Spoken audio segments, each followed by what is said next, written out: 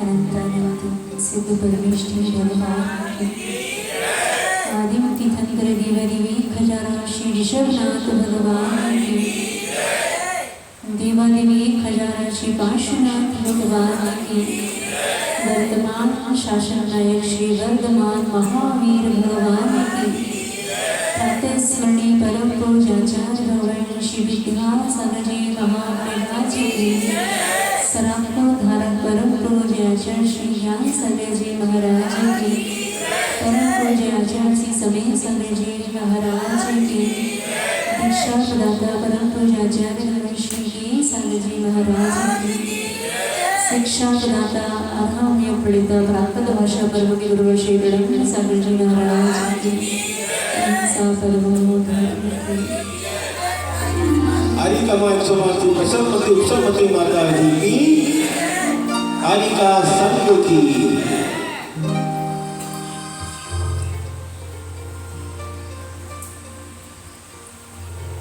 आचार्य भगवान श्री कुंद स्वामी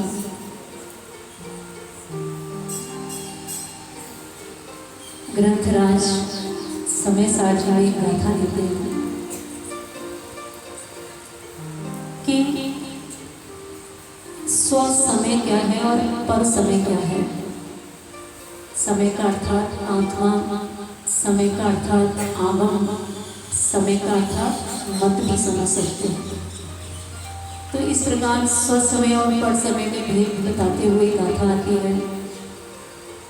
जीवो चरित्र दर्शन प्राण ठिदो तम ही ससमयम जाड़ पोकल कम्मो बस देसठ ठियम च तम जान पर समय। अर्थात जो जीव अपने ज्ञान दर्शन में लीन है वो तो स्व समय है, और जो जीव सभी प्रकार के पुद्गल कर्मों में लिप्त है, बाहरी पदार्थ में लिप्त है, वो सभी पर समय है। अगर जीव अपने स्वभाव में लीन है भगवान पार्श्वनाथ स्वामी की तरह कि बाहर का कोई भी उपसर्ग हो रहा है तो उस जीव को किसी प्रकार की बाधा नहीं आती, क्योंकि वो अपने स्वभाव में लीन है। और जब वो व्यक्ति अपने स्वभाव को छोड़कर पर पदार्थों में लिप्त हो जाता है तो वो स्व समय ना रह के फिर वो पर समय हो जाता है, पर द्रव्यों में संलग्न हो जाता है। ऐसे भगवान पार्श्वनाथ स्वामी जिन्होंने जीवन में सब प्रकार की समता को धारण किया और समता का पाठ, उसका उपदेश भी प्राणी जन को अपनी देशना के माध्यम से दिया। ऐसे भगवान पार्श्वनाथ स्वामी की इस मंगलमय कथा को सुनने का सौभाग्य आप सभी श्रावकों को प्राप्त हो रहा है। ऐसे सौभाग्य को और बढ़ाते हुए दोनों हाथों को जोड़ते हुए पूरे मनोभाव के साथ आत्मा की सब प्रकार के विकारी भावों से मुक्ति के लिए और पुण्य की वृद्धि के लिए इस कथा का मंगल चरित्र।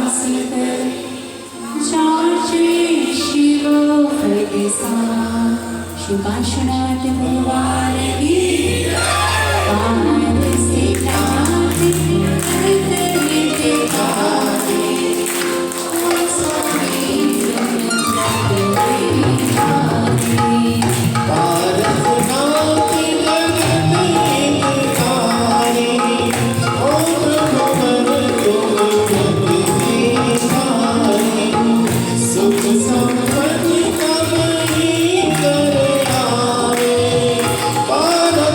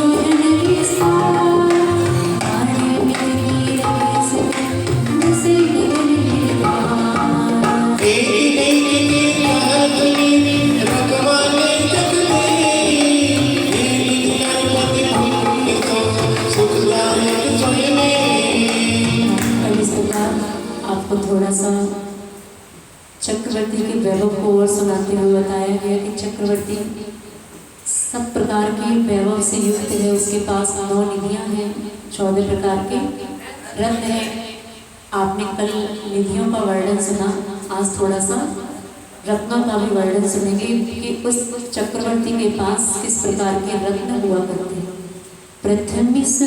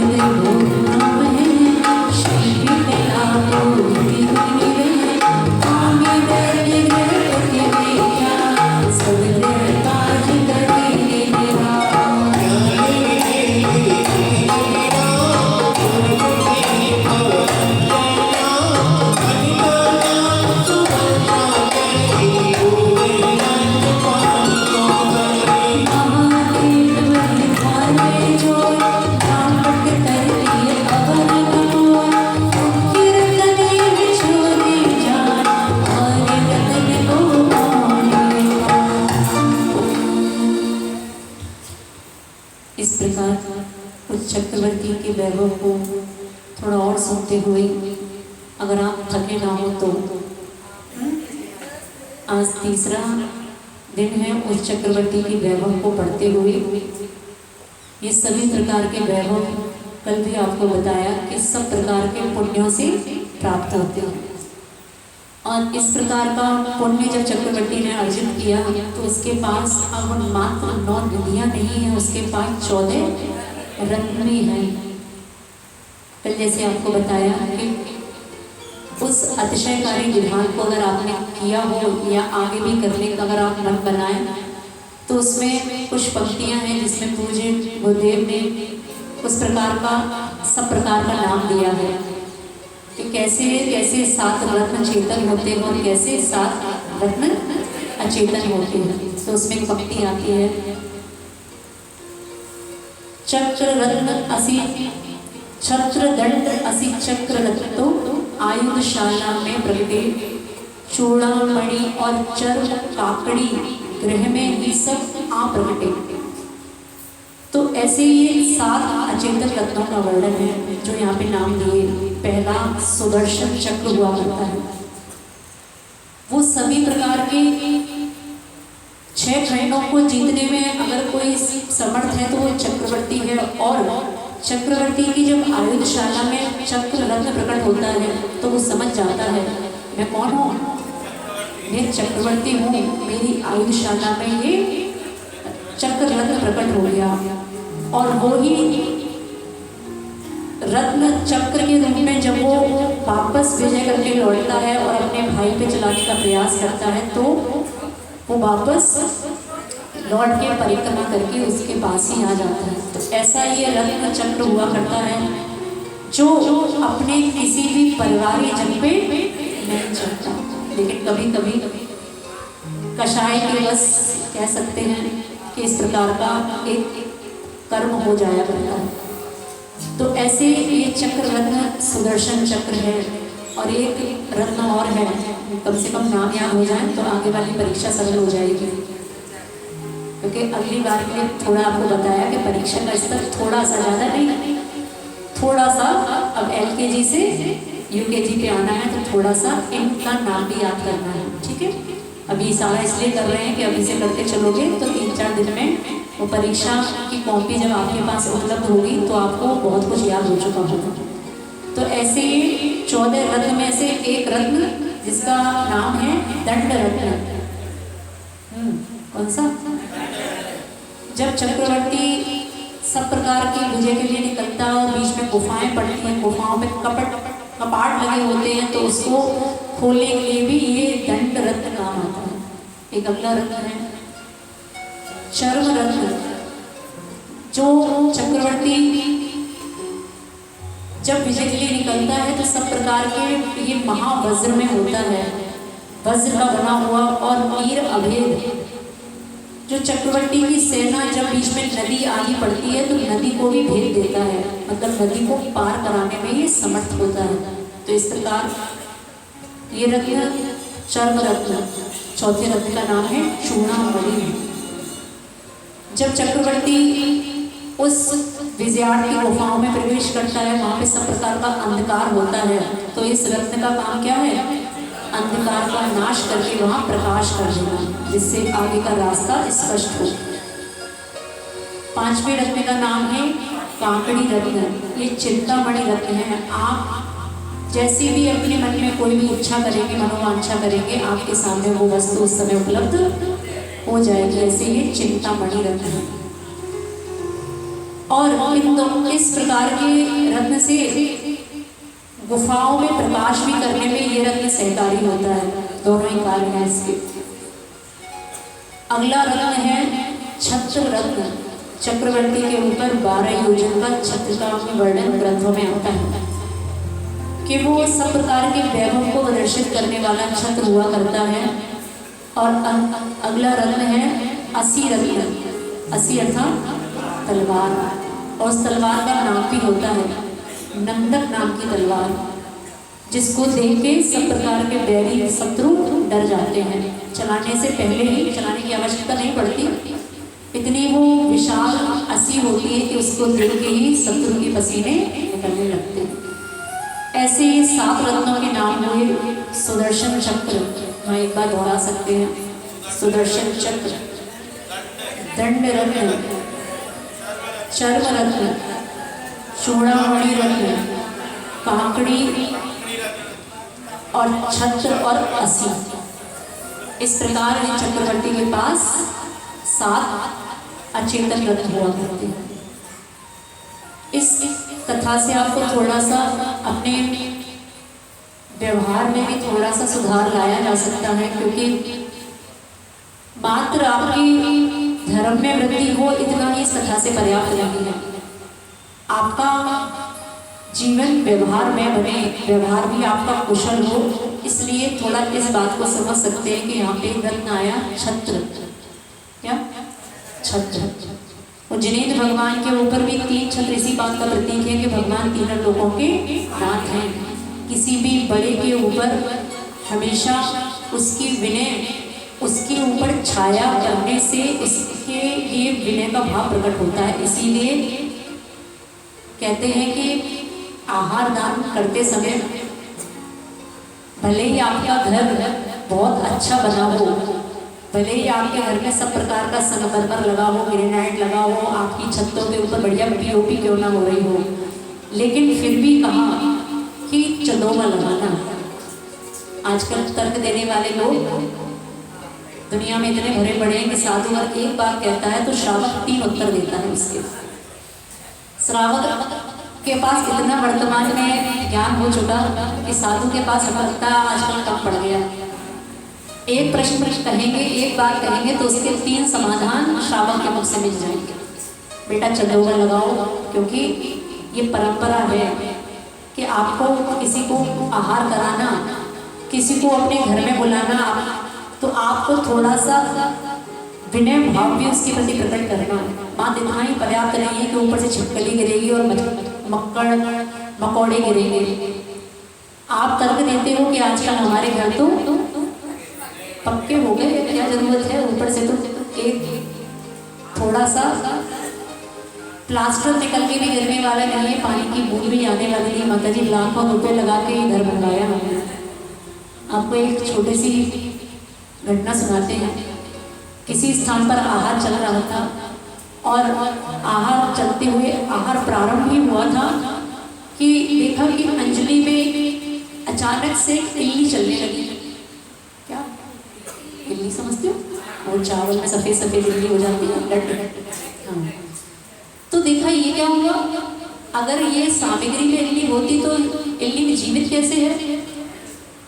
होता है ना, अब कभी दाल में सुरसुरी हो जाती है, चावल में हो जाती है, तो अगर खाद्य सामग्री में निकलती है तो वो हमेशा मृत ही निकलती है, तो अंजलि छोड़ दी जाती है। लेकिन आश्चर्य हुआ ये जीवित कैसे है? अंतराय तो करना ही था, लेकिन प्रश्न भी क्या है, ये जीवित कैसे है? और अंतराय इसलिए भी नहीं होता क्योंकि जीवित है। अगर वो जैसे कि कोई मच्छर आदि है, अगर उड़ रहा है तो इसको निकल रहा है, कोई परेशानी नहीं है, मृत का अंतराय होता है। ठीक है, अंतराय वाली बात तो नहीं थी, लेकिन समझ ये नहीं आया ये इल्ली जिंदा कैसे है। और ये आई तो आई कहाँ से? थोड़ा सा दृष्टि को ऊपर उठा के देखा तो ऊपर से आई। अब कहो माता जी हमारा घर तो हमने बहुत मजबूत बनवाया था, हमने हमारे घर में इतनी सफाई रखी थी कि ज़्यादा भी हमारे घर में नहीं लगता। अरे आप इतना तो विवेक रखते कि ये जीव हैं, ये कब कहाँ चिपक जाए, कहाँ से उड़ के नीचे गिर जाए, इनका कोई भरोसा। लेकिन फिर भी अंतराय किया, किस कारण से किया? अब आगे आहार ले कैसे ग्लानि हो गई, समझ में आ रहा है? अंतराय बनता तो नहीं है, आगम के अनुसार देखें तो अंतराय नहीं बनता। क्यों नहीं बनता? क्योंकि जीव मृत नहीं है, जीवित है। लेकिन फिर भी हमने उस अंजलि को बांध के रखा, थोड़ी देर अपने मन को समझा के रखा, बेटा बांध के रखो, ये अभी जिंदा है और तुम्हें किसी प्रकार का दोष नहीं लग रहा, आचार्य ने तुम्हें आज्ञा दी है आहार करने की। 2 मिनट बांध के रखा, 2 मिनट अपने अंदर साहस इकट्ठा किया कि कर लो आहार, कर लो कर लो कर लो, लेकिन मन नहीं माना, अंजलि छोड़ दी। अब श्रावक, अभी आपको बताया ना, साधु से ज्यादा ज्ञान कहाँ आ गया। अब तर्क उतर्क करने से क्या होगा कि माता जी जिंदा थी और ऐसा था, आपने ऐसे छोड़ दिया और वैसे छोड़ दिया। तुम अपने अज्ञान की चर्चा पहले करो। साधु को तो बाद में ज्ञान दिया जा सकता है कि माता जी आगम में, क्योंकि हमें लगता है श्रावकाचार पढ़े न पढ़े, उसने मूलाचार पढ़ रखा है। वर्तमान में समस्या ये खड़ी हो गई है कि श्रावक ने सब प्रकार का मूलाचार पढ़ लिया, कि श्रावक को सब पता है कि साधु के अंतराय किस किस परिस्थिति में होते हैं, और इसलिए साधुओं को वर्तमान में रहते हुए श्रावकाचार का प्रवचन करने पड़ रहे हैं। लेकिन तुम पढ़ रहे हो मूलाचार, तुम क्या पढ़ रहे हैं? अब श्रावकाचार पढ़ लेते हैं। तो इस प्रकार का मनोभाव भी आपको समझना कि मात्र चलोवा इसलिए ही पर्याप्त नहीं है कि ऊपर से गिरने वाले जीवों से उस साधु के आहार को बचाया जा सके। आपको उस चंदोबे का एक महत्व और समझना है कि ये विनय का प्रतीक है। किसका? अगर साधु का आहार हमारे घर में हो रहा है तो हमारे लिए इससे बड़ी सौभाग्य की बात क्या होगी, क्योंकि सब प्रकार के आपके घर में जो अनिष्ट कार्य जो आपके घर में जिसको आप ओट बोलते हैं, वो भी उसका दोष भी मात्र साधु के चरण, साधु के आहार दान करने से वो दोष मिट सकता है। आप सबके घर शमशान है कि नहीं? सबके घर में सब प्रकार का मरण हो चुका। अब वो शमशान घर कैसे बनता है? वो साधु के चरण पड़ने से बनता है। ये साधु के चरणों को ऐसे हल्के में मत ले लेना, इसीलिए ये पैर नहीं बोले जाते, ये चरण बोले जाते हैं। तो आपको थोड़ा सा मनोदशा में इतना भी सुधार लाना है कि कहीं कहीं आप परंपरा देखते हो, जब बेटी को मंडप पे ले जाते हैं तो बेटी के ऊपर चूनर होती है। चलती परंपरा यहाँ पे? क्या यहाँ नहीं चलती क्या? अच्छा, बहुत सारे स्थानों पे चलती है कि भाई लोग घर के सदस्य बेटी के ऊपर चूनर ले जाते हैं। क्यों ले जाते हैं? हमारी बेटी किसी की बहू बनने वाली है, हम उसको अपनी छाया दे रहे हैं। जब तक हमारा बस चलेगा हम अपनी बेटी को अपनी छाया देंगे, उसको पूरे बहुमान के साथ ससुराल में भेजेंगे। ऐसे नहीं भेजेंगे बेटा जाओ और डाल के आ जाओ, नहीं, हम बेटी के ऊपर पूरे बहुमान के साथ, पूरे विनय के साथ बेटी को ले जाएंगे। सोचो, बेटी के साथ तो विनय की बात आती है, बेटी को तो बहुमान के साथ ले जाने का भाव रखते हो, लेकिन कभी साधु को विनय से ले जाने का भाव किया? बोलो तो। और ले जाने का नहीं किया, उसके बाद जब पार्टी में बिठा दिया उसके बाद किया। बात समझ में आ रही है? तो ये परंपराएं ये ऐसे ही नहीं है, हर परंपरा के पीछे एक कारण है। भले ही आप वर्तमान में उस कारण को अनदेखा कर रहे हैं, आप उससे बच रहे हैं प्रमाद के कारण। प्रमादी तो और क्या है?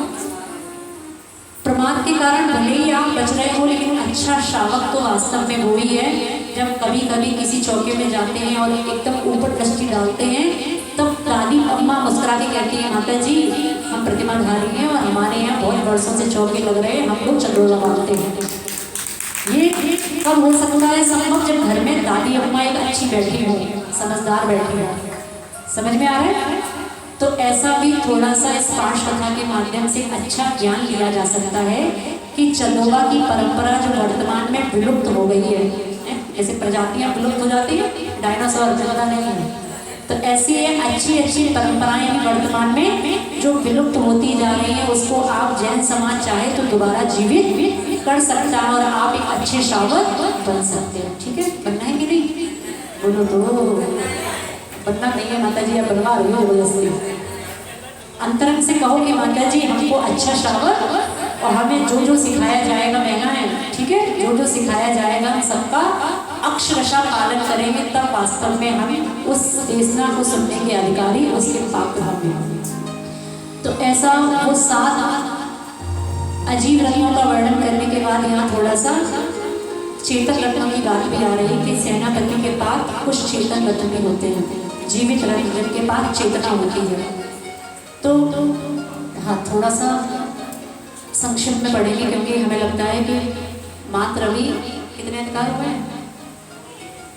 ऐसा सुनने में आया माता की प्रवचन रहने दिया जाए, मैंने कहा रहने तो दिया जाए, तो ये पाठ कथा के लिए हमको चतुर्मास के बाद लिखना पड़ेगा। समस्या ये है, और चाहते हैं कि चतुर्मास के बाद ज़्यादा आपको परेशान न करना पड़े, इसलिए थोड़ा सा सीमता से इस वर्णन को सुनेंगे कि सेनापति रत्न होता है उसके पास, पुरोहित पूज्य महाराज जी ने जो पंक्तियां लिखी हैं उसके अनुसार अगर आप पढ़ें समझें तो शायद हो सकता है आपको याद भी हो जाए। सेनापति, गृहपति, नर रत्न और पुरोहित स्वयं मिले, रत्न स्थिपति भी आकर के नगर हस्तिनापुरी मिले। ये हस्तिनापुर मतलब शांतिनाथ भगवान की बात चल रही। तो ऐसे 7 रत्न, सेनापति, पुरोहित, जो शिल्पकार है, वास्तु की रचना वास्तुकार है, ऐसा वो शिल्पकार। गृहपति होता है, गृहपति अर्थात जो घर के सब काम करने में निपुण होता है, और ऐसा एक सेनापति, पुरोहित और ये महंत, एक महंत भी होता है, शिल्पकला में निपुण, वो स्थपति भी होता है, गृहपति होता है, और एक तुरंग होता है। तुरंग अर्थात बोलो तो एक घोड़ा भी होता है, वनिता नाम सुभद्रा कही, एक वनिता भी होती है अर्थात स्त्री होती है जिसका नाम सुभद्रा है। मतलब चक्रवर्ती के पास वैसे तो 96,000 रानियां हैं, लेकिन 96,000 रानियों में जो एक पटरानी होगी उसका नाम सुभद्रा होगा। जैसे 20 तीर्थंकर भगवान में नाम हमेशा सिमंदर युगंधर स्वामी रहेंगे, ऐसे ही सुभद्रा नाम की पटरानी होगी। और कल आपको बताया था कि चक्रवर्ती की जो 96,000 रानियां आती हैं उसमें से कुछ रानियां विजयाट पर्वत से आती हैं। क्यों, कहाँ से आती हैं जी? चक्रवर्ती की पटरानियां कहाँ से आती हैं? 24 घंटे की मर्यादा नहीं बता रही। क्यों आगे थोड़े इनको बता देंगे क्यों? प्रथम पुरस्कार विजेता थोड़ा इनको बता देना। कोई है पाठ कथा सुनने वाला अच्छा श्रोता? 24 घंटे हो गए क्या? हाँ, बस होने ही वाले हैं माता जी। उस चक्रवर्ती की पटरानियां, कल आपको रानियां बताई कि वो आर्यखंड से, मृक्ष खंड से और विजयाण की श्रेणियों से 3 स्थान से आती है। ज़्यादा नहीं है याद करने को। आर्यखंड, मृक्ष खंड और विजयाण पर्वत। तो इसमें जो इनकी पटरानी बनेगी वो एक नियम है कि वो पटरानी विजयाण की श्रेणी की होगी। हाँ, ये भी आपको एक अच्छी बात समझनी है कि पटरानी बनने का सौभाग्य जो मिलता है वो विजयाण पर्वत की जो कन्याएं होती हैं उनमें से एक कन्या को प्राप्त होता है। ऐसे चक्रवर्ती के पास इस प्रकार का एक पटरानी भी रत्न के रूप में कही है। ये पटरानी कौन है? रत्न है। आपकी पत्नी भले ही रत्न हो ना हो, भले ही वो कुलक्षणा हो, सुलक्षणा हो, जैसे भी हो, लेकिन पटरानी अगर चक्रवर्ती के लिए कही गई है तो वो उसकी रत्न कही गई है। सामान्य बात नहीं है रत्न कहना। और इस प्रकार को ये 14 प्रकार के रत्नों का वर्णन और आगे सब प्रकार के वर्णन करते हुए ये नीचे जो एक पंक्ति है 55 नंबर छंद में, गज तुरंग तीय तीन ये रूपा चलते होए। ये 3 रत्न चक्रवर्ती को विजयात पर्वत से प्राप्त होते हैं। गज हाथी, घोड़ा और तीय पत्नी जो स्त्री है वो उसको रूपाचल पर्वत से प्राप्त होती है। और बाकी के कितने रत्न रह गए? ये 4 रह गए। ये अपने ही घर में प्रकट होते हैं। ये भी आपको समझना है कि ये रत्न कहाँ कहाँ प्रकट। तो 3 रत्न तो मतलब घोड़ा, हाथी और पत्नी तो कहाँ से मिलेगी? विजयात पर्वत से मिलेंगे। और इसके अलावा जो स्थपति है, वास्तुकार जो है, जो पुरोहित है, ये सब कहाँ से मिलेंगे? ये सब अपने घर में ही मिलेंगे। तो ऐसे चक्रवर्ती की बहुत वैभव है।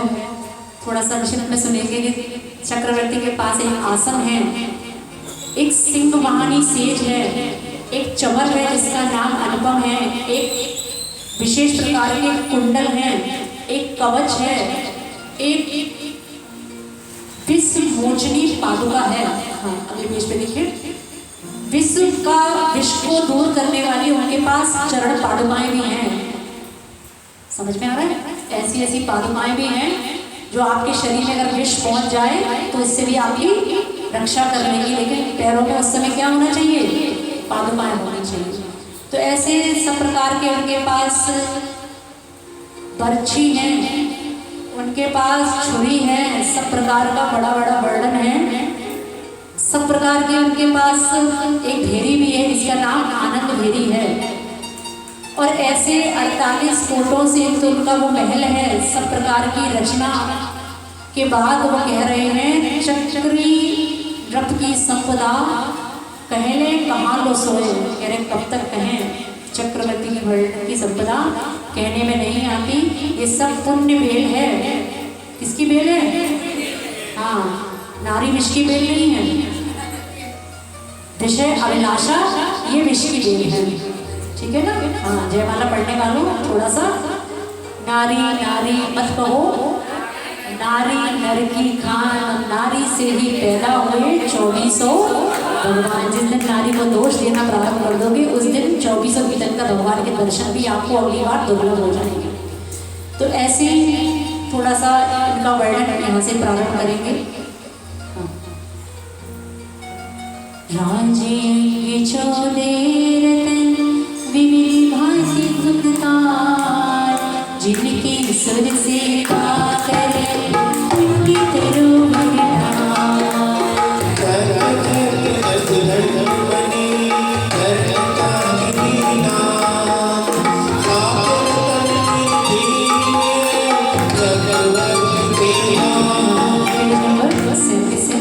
सेनापति गृहपति थके रोहित नागित ललिता मिल साथ और ये सजीव सर्वा।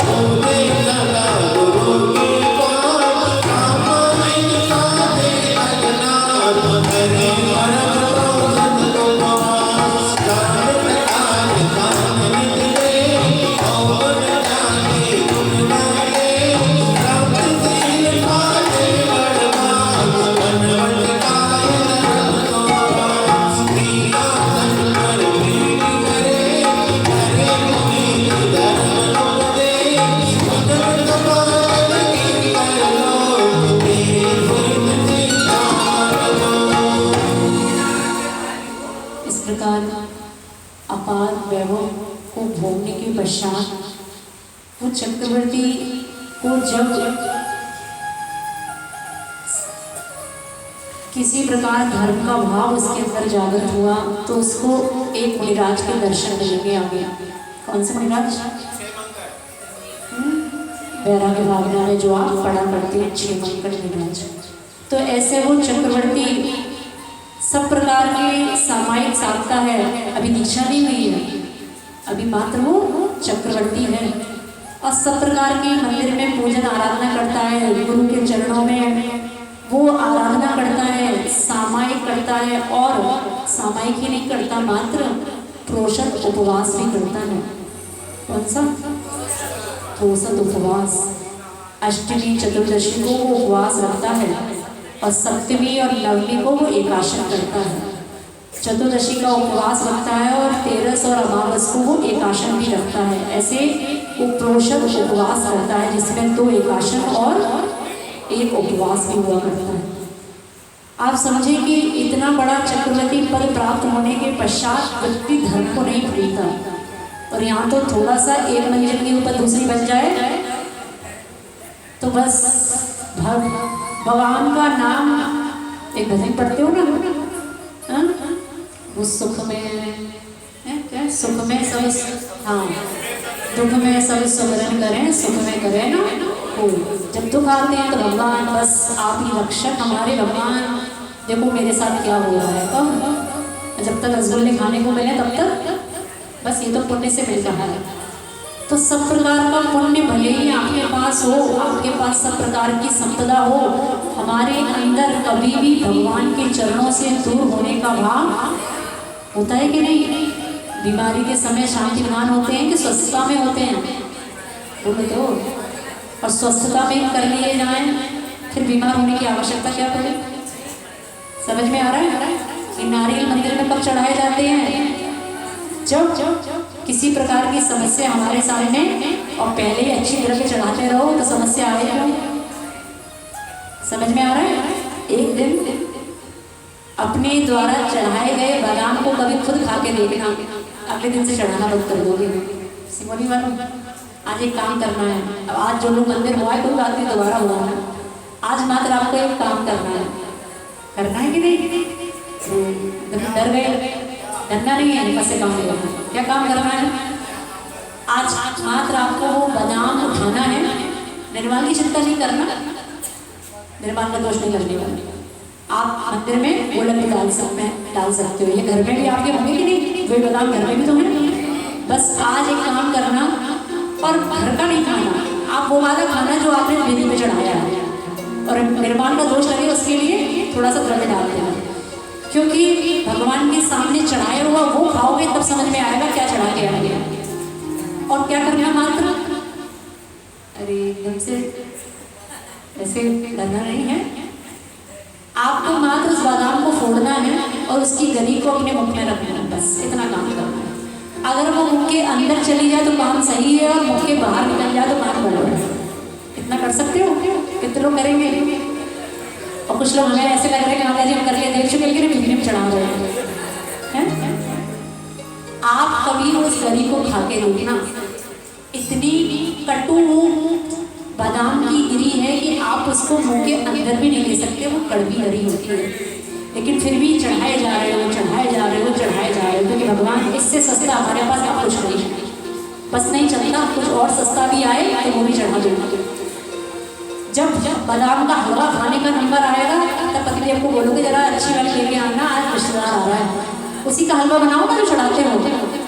क्यों? कड़वा कड़वा चढ़ाना है, और फल कैसा लेना है? मीठा मीठा। अरे मीठा चढ़ाओगे तब तो उसका फल मीठा मिलेगा। कुछ अच्छा बादाम चढ़ाओगे, कुछ अच्छा अखरोट चढ़ाओगे, कुछ अच्छा भगवान के सामने द्रव्य समर्पित करोगे। कभी कभी चांदी के फूल भी चढ़ा दिया करो। माली की चिंता मत किया करो कि माली के पास जाएगा। समझ में आ रहा है? आपको तो उस दिन भी समझाया कि आपको तो चढ़ाने के बाद उस पर नजर भी नहीं डालनी। अब आपके लिए वो निर्माण द्रव्य है, आपको उसकी चिंता नहीं करनी, और एक अच्छे श्रावक होने के नाते आप कभी कभी अच्छा द्रव्य भी चढ़ा सकते हैं। लेकिन हमारी आदत तो पड़ी है वही मंदिर वाला चावल देना भैया, और आधा किलो मंदिर वाला बादाम देना भैया। भैया बादाम का हलवा बनना है तो अच्छा वाला बादाम देना, वो ऊपर वाला। क्यों? जिनींद भगवान के सामने अगर आप इस प्रकार की मायाचारी का भाव कर रहे हो तो आप अपने वर्तमान के पुण्य को तो घटा ही रहे हो, और आने वाले समय में आप सब प्रकार के पुण्यों में अपनी घटोत्तरी करते हुए अपना पुण्य छीन कर रहे हो। इसके अलावा आप कुछ नहीं कर रहे हो। ये चक्रवर्ती को इतना वैभव मिला, इसको पीछे इसका मनोविज्ञान भी समझना कि व्यक्ति ने जीवन में बहुत दान दिया है। पिछले भाव में उसने बहुत पुण्य की कमाई की है, उसने साधुओं को आहार दान कराया, सब प्रकार का धार्मिक पुण्य कमाया है, सब प्रकार का सामाजिक पुण्य भी कमाया है। तब उसको ये जाके क्या मिला? तब उसको ये इतना अपार वैभव मिला, ऐसे ही नहीं मिल गया। कड़वे कड़वे बादाम चढ़ाते रहोगे तो बस उम्मीद नहीं लगाना कि भगवान हमारे सारे काम अच्छे अच्छे हो जाए। कैसे हो जाए? कभी अपना चढ़ाया खुद भी तो स्वाद लेने का प्रयास करो, तो थोड़ा सा अच्छा द्रव्य भी चढ़ाया जा सकता है। ठीक है ना? अच्छी बादाम की गिरी भी चढ़ाई जा सकती है। अच्छा द्रव्य जो खाते हो बहुत होता है, अभी बताने बैठेंगे तो समस्या हो जाएगी। सब प्रकार की अच्छी सुपारियां भी आती हैं। विधान अभी अगला विधान जो होगा वो 8 द्रव्यों को समर्पित करके होगा। बहुत चढ़ा लिया आपने सड़ा हुआ बादाम, और बहुत चढ़ा लिए फफूंद वाले गोले। अब थोड़ा प्रयास इस प्रकार का करना है कि हम जो भी द्रव्य चढ़ाएंगे आगामी विधान में वो विधान अच्छी भव्य रूप में वो विधान द्रव्य के साथ संपन्न होगा, भव्य द्रव्य के साथ संपन्न होगा। मन बन रहा है कि नहीं? और एक एक परिवार चाहे तो यहाँ उस प्रकार का नाम भी लिखवा सकता है कि एक द्रव्य हमारी तरफ से। ठीक है ना? वो व्यवस्था उस हिसाब से बना दी जाएगी, क्योंकि भले ही आपके अंदर वो उस प्रकार की मानसिकता बन गई हो कि हमें तो वो खराब द्रव्य चढ़ाना है, लेकिन साधु आपकी उसी मानसिकता को सुधारने के लिए यहाँ वर्षा योग कर रहा है कि बेटा थोड़ा साधु ना बन पाओ कोई बात नहीं, लेकिन क्या बन जाना? बस एक अच्छे श्रावक बन जाना। बस चौका कैसे लगता है बेटा, साधु को आहार कैसे दिया जाता है, घर में चंदोला लगा के भी उस साधु की विनय हो सकती है। अच्छे उपकरणों के माध्यम से भी साधु की विनय हो सकती है। कैसे? आहार कराते हो? बोलो तो अभी कुछ लोग तो ऐसे हैं जिनके परिवार में भी चौके लगे हैं और फिर भी दादाजी दुकान से उठने का मन नहीं बना रहे हैं। हो सकता है एक आध ग्राहक आ ही जाए और आहार के चक्कर में क्या पता एक चला जाए। इतना विश्वास आपको जिनेंद्र भगवान के धर्म पे क्यों नहीं है कि अगर साधु का आहार आपके घर में चल रहा है तो नियम से आपका पुण्य बढ़ रहा है और आपका कोई ग्राहक एक लौटने की बजाय 3 आएंगे, ये भी तो विश्वास रखो। विश्वास कुछ नहीं है। चौका चल रहा है, आहार चल रहे हैं और दुकान खुली की खुली है और दादाजी बैठे हैं। क्यों बैठे हैं? एक आध आ तो जाए और आहार के चक्कर में एक आध चला गया। आहार के चक्कर में अगर एक आध ग्राहक चला भी गया तो क्या परेशानी है? उस आहार के बदले आपको पुण्य कितना मिला, इस पुण्य की कभी चिंता करी? तो आप आहार कराते हो कि नहीं? अब पूरे बोल भी नहीं पा रहे कि आगे तक कराया भी नहीं है। तो आप थोड़ा मुस्कुरा के बैठा करो, हमें टेंशन हो जाती है आपका चेहरा देखना कितना हमने परेशान क्यों कर रखा है बेचारों को। चंद्रमा से परेशान तो नहीं हो? हाँ, तो थोड़ा मुस्कुरा के बैठो। आप साधु को आहार दान कराते हैं, बहुत अच्छी बात है कि साधु आपके घर में आपके घर की शुद्धता के लिए, पवित्र करने के लिए उस प्रकार के कर्म भक्ति का सौभाग्य आपको देता है। लेकिन कभी एक बात पे चिंतन करना, क्योंकि हमने किया है तो हमें मन है कि आप भी उस बात पे चिंतन करें कि आपके घर में जो बर्तन प्रयोग होते हैं, चम्मच है, क्या उस चम्मच से आप भोजन नहीं करते? चम्मच, स्पून, क्या आप उस चम्मच का प्रयोग नहीं करते घर में? करते होंगे। और मान लो आपके घर में शाम को आलू की सब्जी बनी, प्याज डाल के या ना भी डाला हो प्याज, कोई बात नहीं। अब ये अभी हमने क्या कहा, एक प्रश्न की बजाय 3 उत्तर मत दो, मात्र सुनना सीखो, है ना? मात्र सुनना सीखो। जिस दिन अच्छे श्रावक बन जाओगे उस दिन साधु की बात सुनने का प्रयास करोगे, उत्तर देने का प्रयास नहीं करोगे। तो आपके घर में सब प्रकार का वो सब्जी बनी, आपके अन्य प्रकार के जो भी बाजार के सामान वो सब भी बने और आपने उस किससे खाया? बोले तो उसी चम्मच से खाया। और अगले दिन मन शुद्धि, वचन शुद्धि, सब शुद्ध है महाराज, पता नहीं क्या बताएं कितना शुद्ध है। और उसी चम्मच से आपने क्या दे दिया? जो चम्मच कल शाम तक आपके मुंह की लार से मिश्रित थी, जो आपके अंदर हलक में पहुंची थी, उसी चम्मच से आपने क्या कर दिया? कभी विचार किया कि ऐसे बर्तन जो हमारे मुख में जा चुके हैं, कम से कम वो बर्तन तो, इसीलिए कुछ साधुओं का इस प्रकार का नियम होता है कि वो चम्मचों से आहार लेते ही नहीं। हमने खुद कुछ साधुओं को आहार जब कराया तो चौके में चम्मच नहीं थी। मैंने पूछा कि चम्मच कहाँ है? कि नहीं हमारे महाराज चम्मच से आहार। वो बाद में समझ में आया इसका कारण क्या था, लॉजिक क्या था। आपके कम से कम पुण्य में वृद्धि करने के लिए वो साधु आपके चौके तक आ रहा है, तो आप भी कुछ इस प्रकार का मनोभाव बना सकते हैं। कुछ अच्छे श्रावक इस प्रकार के भी हुआ करते हैं कि उनके अंदर बहुमान आता है कि आज हमारे यहाँ आहार हो रहे हैं। बहुत सारे श्रावक हैं, नाम तो किस किस का लेना, हर समाज में एक श्रावक ऐसा 2 परिवार मिलते हैं कि आज उसके मन में बहुमान है कि हमारे घर में आहार हो रहे हैं, तो आज हम आहार इन लोहे के बर्तनों में नहीं करेंगे। सबसे निकृष्ट कोई धातु है तो उसका नाम लोहा है, ये स्टील की लोहा है।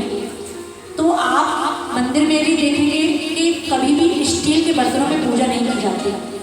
निकृष्ट धातु से पूजा करोगे तो उसका फल भी निकृष्ट ही प्राप्त होगा। इसीलिए कहा यहाँ वो परंपरा दिखाई नहीं देती हमें कि चांदी के बर्तनों में पूजन हो।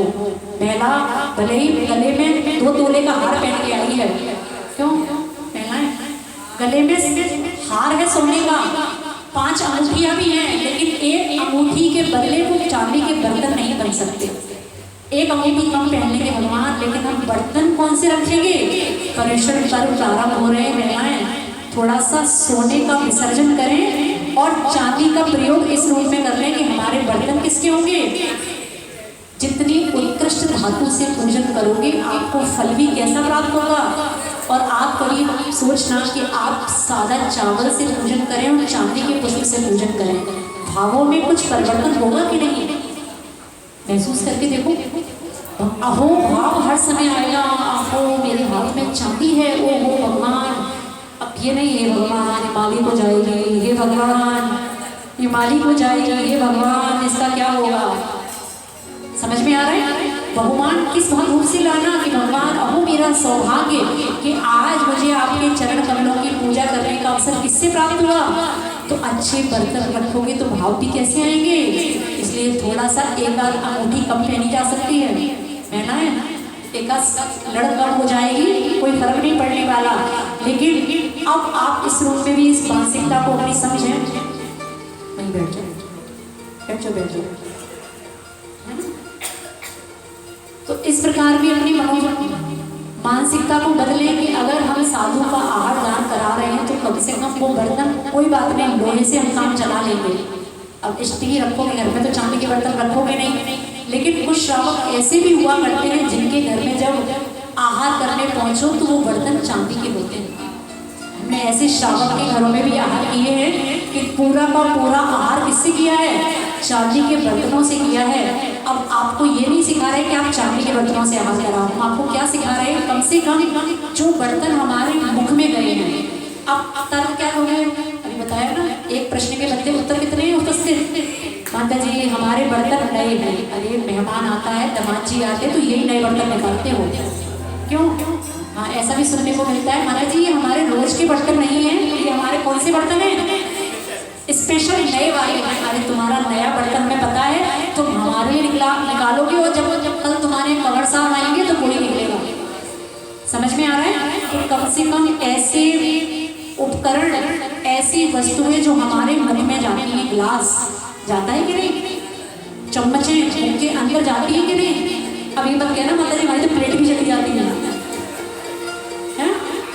चली जाती है ना।